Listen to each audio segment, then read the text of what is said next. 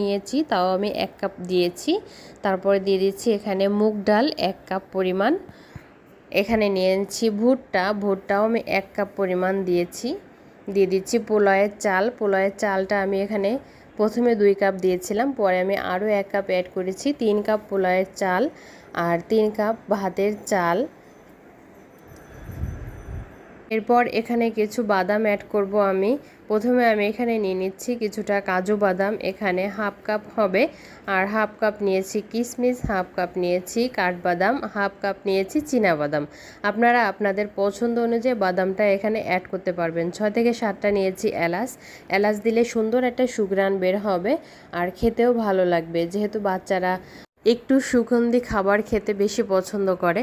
তো সব কিছু একসাথে আমি এখন বড় একটা পাত্রে ঢেলে নেব।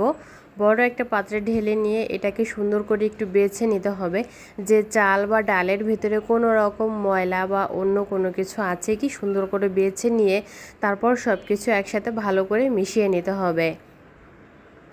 আপনি যদি এই পরিমাণেরই বানাতে চান তাহলে কিন্তু সব কিছু এই একই পরিমাণেরই দিতে হবে। তো সব কিছু এই যে ভালো করে আমি বেছে নিয়েছি, তারপর হাতের সাহায্যে খুব সুন্দরভাবে মিশিয়েও নিয়েছি। এখন এটাকে ভালো করে পানি দিয়ে পরিষ্কার করে ধুয়ে নেব। ধুয়ে আমি 2 থেকে 3 দিন এটাকে রোদে শুকিয়ে নেব। তো এই যে আমি 2 থেকে 3 দিন রোদে শুকিয়ে নিয়েছি, একদম মচমচা হয়ে গেছে। এখন একটা শুকনো কড়াইতে আমি এটাকে ভালো করে একটু টেলে নেব। এটা কিন্তু পুরোপুরি ভাজা যাবে না, হালকা একটু গরম হবে, মানে কাঁচা যে গন্ধ থাকে ওই গন্ধটা চলে যাবে আর একটু মোচমোচা হবে, সেরকম করে আমি ভেজে নিয়েছি সব কিছু। আর এখন অনেক মোচমোচা হয়ে গেছে, এগুলো খুব ভালোভাবে ভাঙানো যাবে। তো আমি যেহেতু অনেক করে নিয়েছি তাই এগুলোকে আমি মেশিনে ভাঙিয়ে নিব। তো এই তো সব কিছু শুকিয়ে ভালো করে একটু ঠান্ডা করে নিয়েছি। ঠান্ডা হলে তারপরে এটাকে পলিথিনে ভরে আমি এগুলোকে ভাঙাতে দিব। আপনারা চাইলে কিন্তু ব্লেন্ডারেও ভাঙিয়ে নিতে পারেন।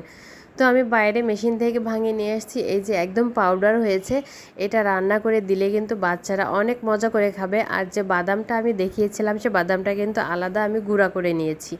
আলাদাভাবে রান্না করে বাদামের গুঁড়া অ্যাড করে তারপর বাচ্চাকে খাওয়ালে